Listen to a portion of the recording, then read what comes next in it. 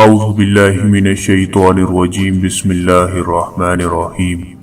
तमाम देखने और सुनने वालों को सबक टीवी की जानिब से अस्सलामु अलैकुम।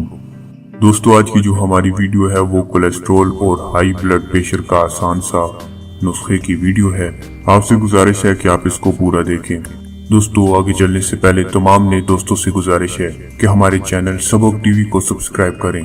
कोलेस्ट्रॉल और हाई ब्लड प्रेशर का आसान नुस्खा। दालचीनी को पीस कर रख लें। दालचीनी वो जो आप सालन में डालते हैं, गरम मसाला में डाली होती है, तो उसको आप जो है वो पीस कर रख लें। और जिससे भी कोलेस्ट्रॉल, हाई शुगर या ब्लड प्रेशर हाई हो तो वो रोजाना आधा चाय का चम्मच दिन में 1 बार या 2 बार पाबंदी से खा लें। चंद ही रोज में मरीज को कोलेस्ट्रॉल, शुगर और बीपी नॉर्मल रेंज में हो जाएगा।